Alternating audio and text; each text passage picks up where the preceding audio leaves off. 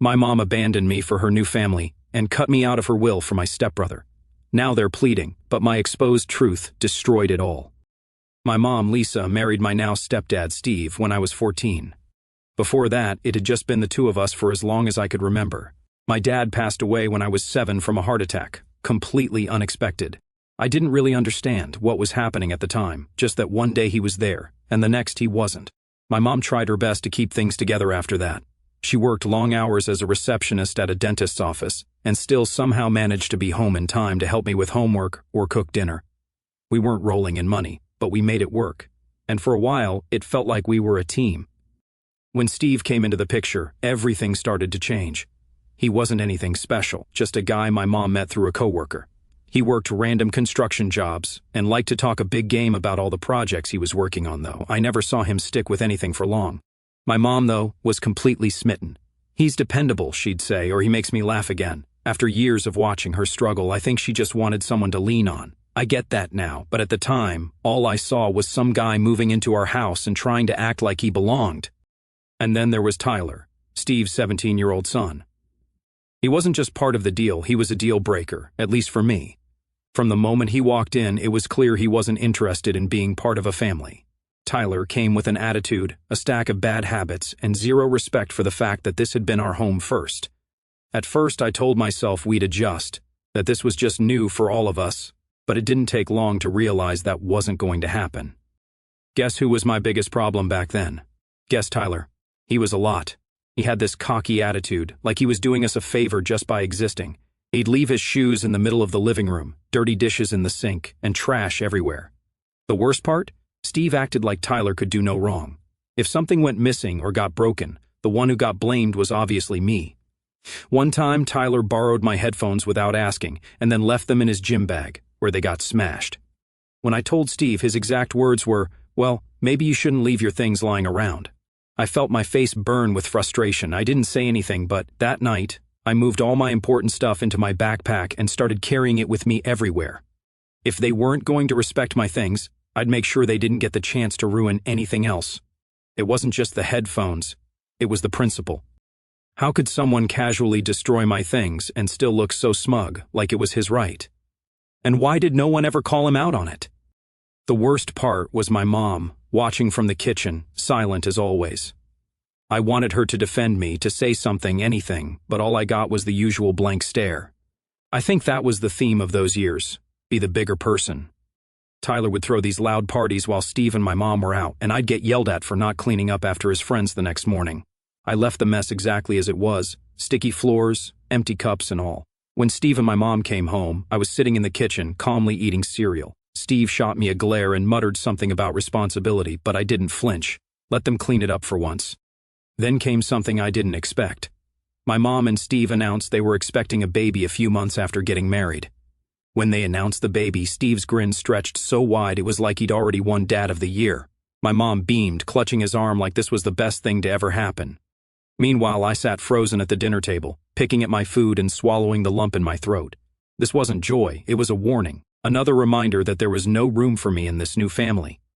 Once the baby, Ethan, was born, it didn't take long for things to shift, and not in my favor. Suddenly, the house turned into a baby center. Steve and my mom were constantly running around, baby-proofing everything, while the rest of us were expected to just adapt.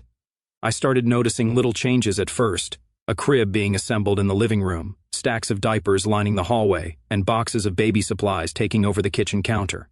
Then, one evening after dinner, Steve made an announcement. "We're going to need to rearrange some things for the nursery," he said, glancing in my direction. "It just makes sense for us to use the bigger room." I froze. I knew exactly what he meant. My room was about to be taken from me.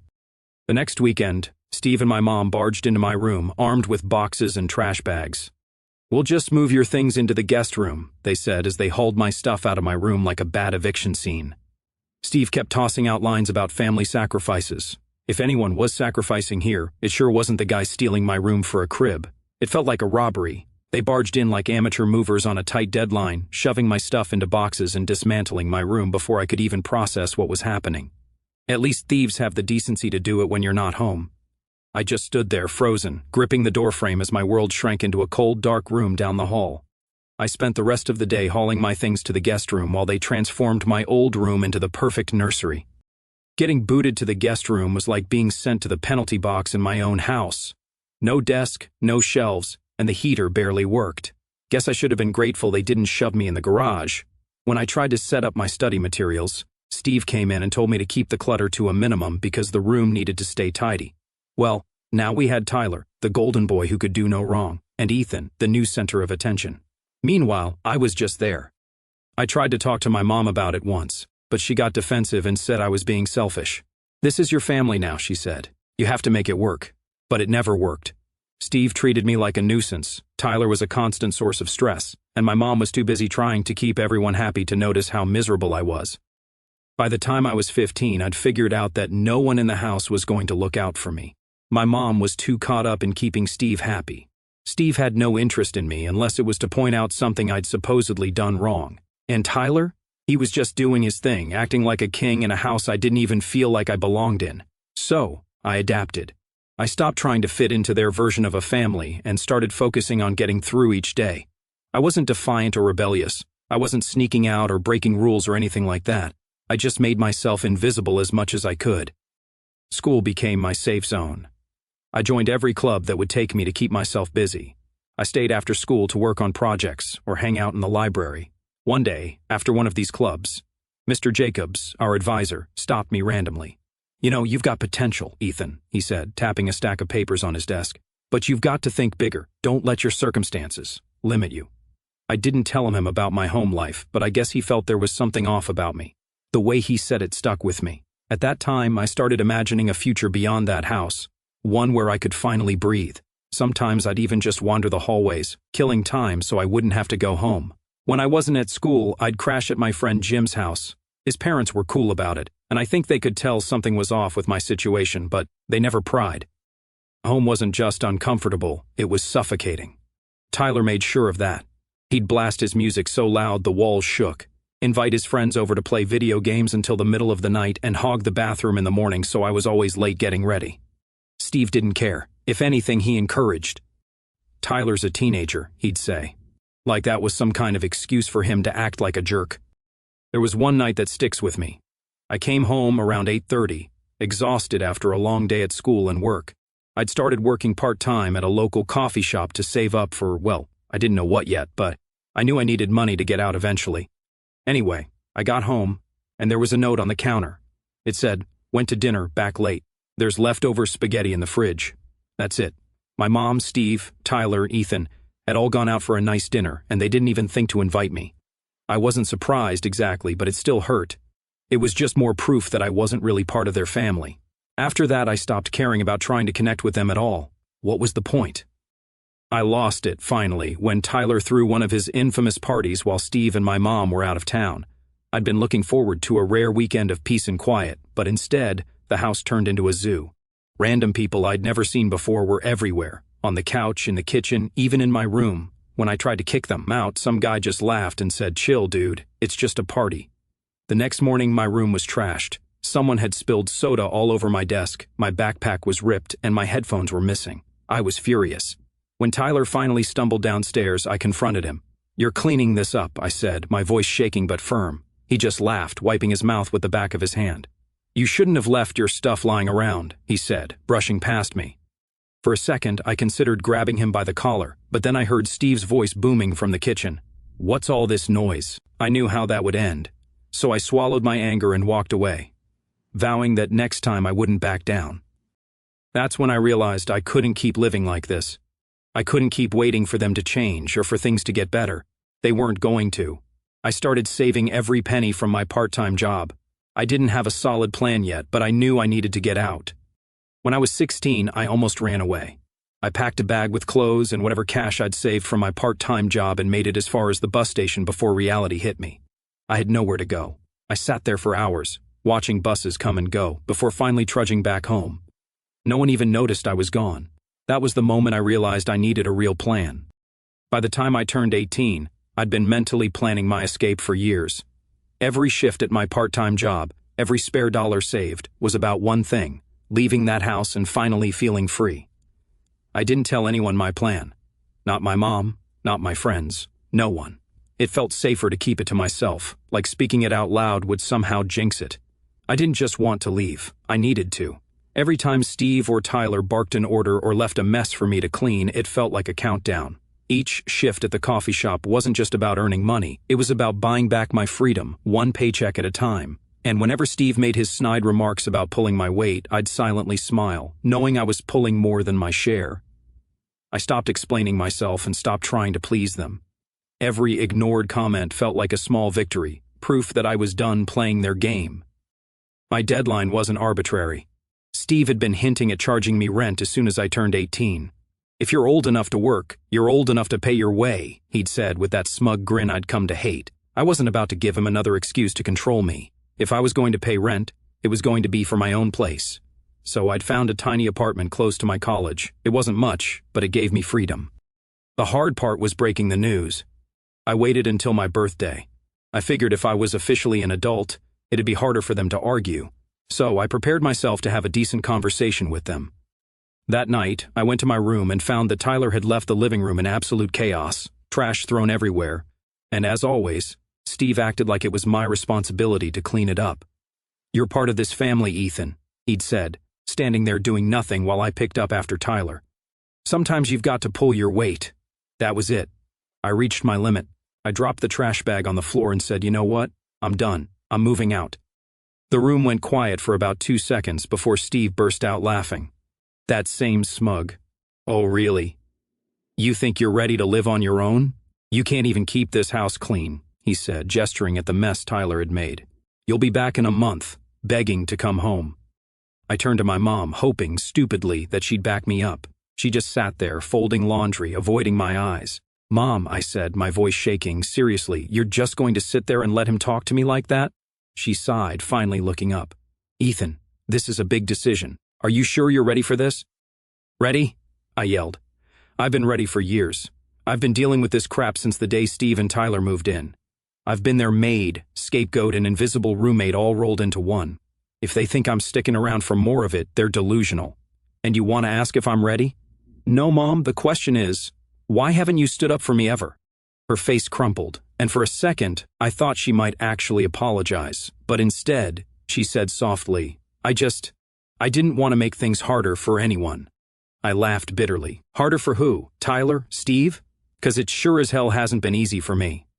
Steve, of course, couldn't keep his mouth shut. "Oh, here we go, poor Ethan, always the victim. Grow up. Life's tough, kid. You're not special." I grabbed my bag and headed for the door, my heart pounding with rage. "You know what? Keep the house, keep the family dynamic, keep it all. I'm done. I'll figure it out on my own. And guess what? I'm never coming back." I didn't wait for a response. I slammed the door behind me, cutting off whatever Steve was yelling as I walked out into the night. For the first time in years, I felt free, but I was furious it had to come to this. The first night in my new place was weird. The silence was almost too much after years of living in a house full of noise and chaos. I sat on the floor, eating takeout because I didn't have a table yet, just wondering if I'd made a mistake. But deep down, I knew I hadn't. This was what I needed, a chance to breathe, to live without constantly being blamed or overlooked. Over the next few weeks, I settled into a routine. No one told me to clean up after them. No one stole my stuff. And no one blamed me for things I didn't do. It was peaceful, and I started to realize how much I'd missed that.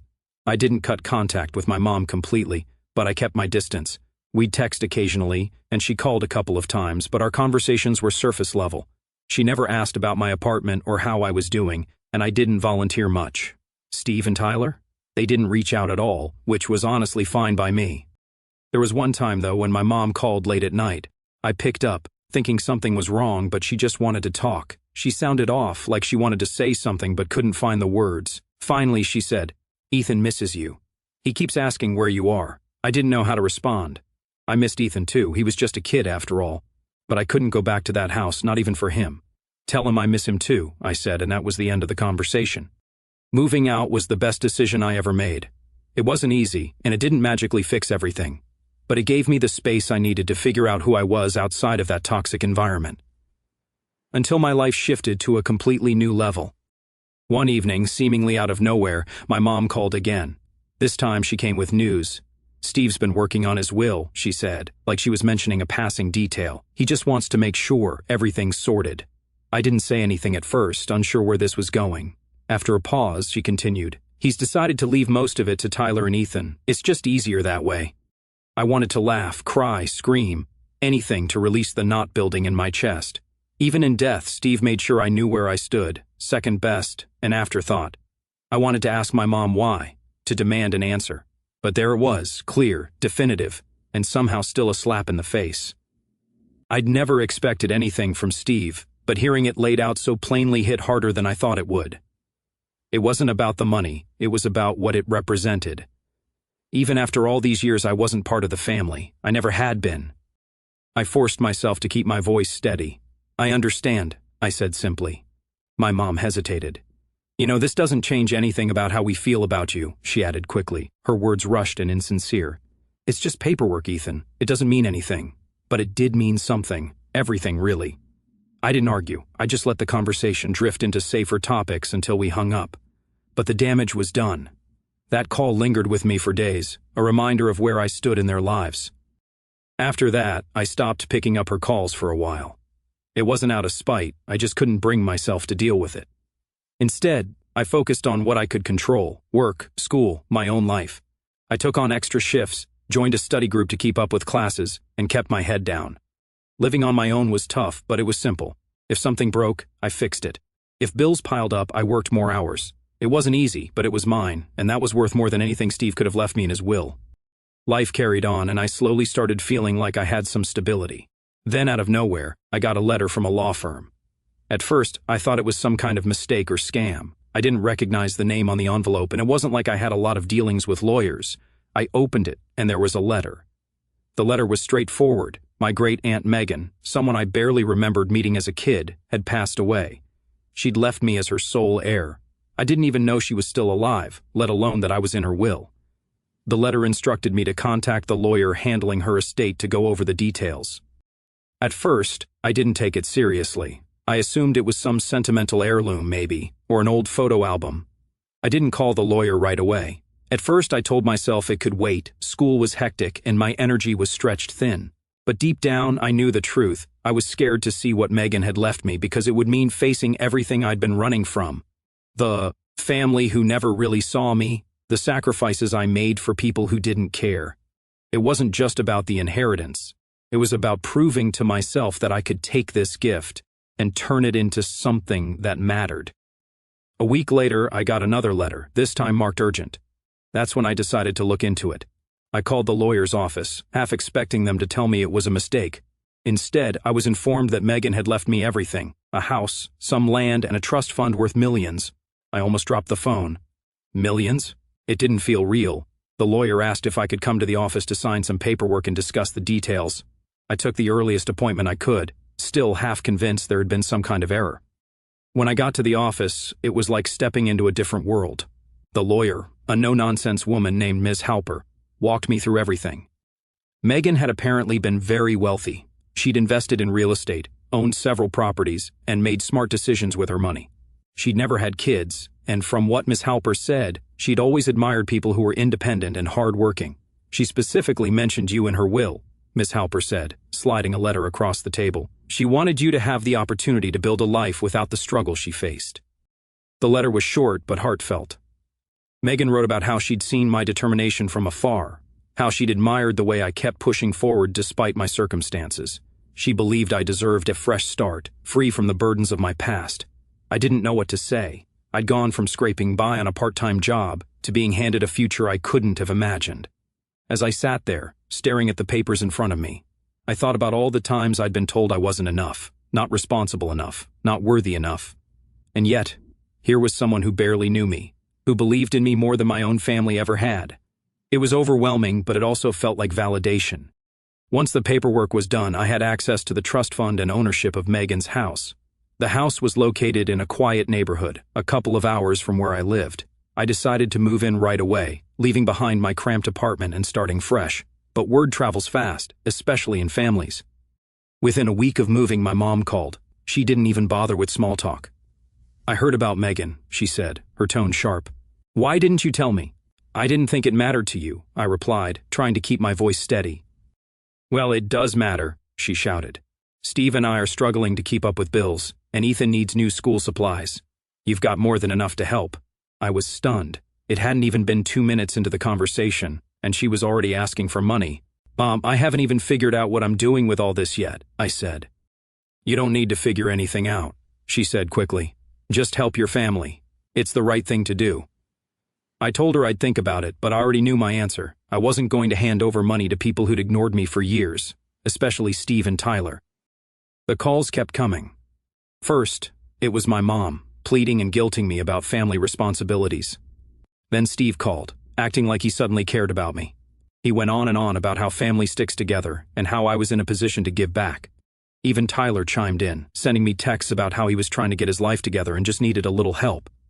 The last push came when Steve showed up at my door, unannounced.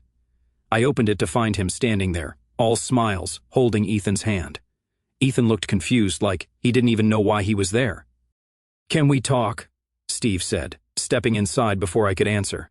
I crossed my arms, staying by the door. "What do you want?" He launched into a speech about how hard things had been lately, and how I could really make a difference for the family. "We're not asking for much," he said, smiling like he thought that would help. "Just enough to get us back on our feet." I cut him off. "You've got some nerve showing up here like this. Where was all this concern when I was living in a closet and blamed for everything?" Steve's smile disappeared. "That was a long time ago. This is about the future." "No, this is about you trying to take advantage of me," I said. "I'm not giving you anything. You need to leave." He tried to argue, but I wasn't having it. I told him to get out, and when he refused, I threatened to call the police. That finally got him moving. After Steve showed up at my door with his guilt trip speech, I realized I couldn't keep any part of them in my life. Not my mom, not Steve, and definitely not Tyler. They weren't just toxic, they were relentless. It wasn't enough to ignore their calls or texts. They always found a way to claw back in, trying to manipulate me into giving them something. I knew that if I didn't put a hard stop to it, they'd never leave me alone. The first thing I did was meet with my lawyer again. I explained the situation in full, and they suggested taking legal measures to protect myself. We filed a no-contact order against Steve, specifically citing his unannounced visit as harassment. It was a harsh move, but one I didn't regret for a second. Blocking their numbers and social media wasn't enough. I changed my phone number entirely. I didn't tell anyone except a few trusted friends. I even had my address removed from public records using a privacy service so they couldn't find me again. I didn't want to live looking over my shoulder, waiting for the next ambush. My mom tried every angle to stay in my life. She emailed me from different accounts, leaving guilt-laden messages about abandoning family and how much Ethan misses me. At first, I'd skim them, just to see what new tactics she was trying. Then I stopped opening them altogether. She switched to calling my friends, trying to get them to talk to me. My closest friend, Jamie, told me she'd called him, crying, saying, "You need to convince him to talk to his mother." Jamie shut her down. "If he doesn't want to talk to you, that's his decision," he told her, and then blocked her number. That's when I realized I needed to cut ties completely. Not just with my mom, but with everyone connected to her. I unfriended and blocked mutual friends and distant relatives who were still in contact with her. I wasn't going to give her a single avenue to reach me. One day, she sent me a letter through the mail. I don't know how she found my new address, but there it was, her handwriting on the envelope, plain as day. Against my better judgment, I opened it. The letter was exactly what I expected, a mix of guilt, manipulation, and entitlement. She wrote about how hard things were for her and Steve, how Ethan was struggling in school, and how I was being selfish for not helping. She ended it with, "You'll regret this one day when we're gone." That sentence pissed me off more than anything else. For years, I'd been the one they ignored, belittled, and used, and now she had the audacity to act like I was the one abandoning them. I shredded the letter and threw it in the trash. Then I called my lawyer and asked them to send a formal cease and desist letter. If they tried to contact me again, I'd pursue legal action.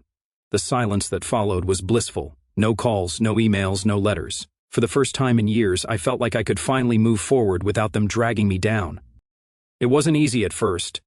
Cutting off my mom especially was complicated. There were moments when I'd wonder if I'd gone too far, but then I'd think about all the times I'd been made to feel like I didn't matter, when they shoved me into a tiny room, when Tyler trashed my stuff, when Steve blamed me for everything, and when my mom just stood by and let it all happen. I reminded myself that cutting ties wasn't about punishing them, it was about protecting myself. They'd made it clear who they were, and I wasn't going to waste any more of my life hoping they'd change. The only person I even considered reconnecting with was Ethan. He was just a kid, and I didn't want to blame him for the actions of the rest of the family. He'd written me a letter once, apologizing for asking me for money and saying he missed me. It was genuine, and I could tell he wasn't part of the manipulation game his parents and Tyler played. But reconnecting with him meant opening a door to the rest of them, and I wasn't ready to do that. Maybe someday, when Ethan's older and can reach out on his own terms, we can talk. For now, though, I need to keep that door shut. These days, I don't think about them much. I've built a life I'm proud of, a good job, a few close friends, and a sense of peace I never had growing up. Cutting ties wasn't easy, but it was the best decision I ever made. Walking away wasn't just survival, it was an upgrade. For years I'd been running on fumes, but now I finally had the chance to hit reset. My life, my rules. Family isn't just about blood, it's about the people who show up for you. And if they weren't going to be those people, I'd find others who would.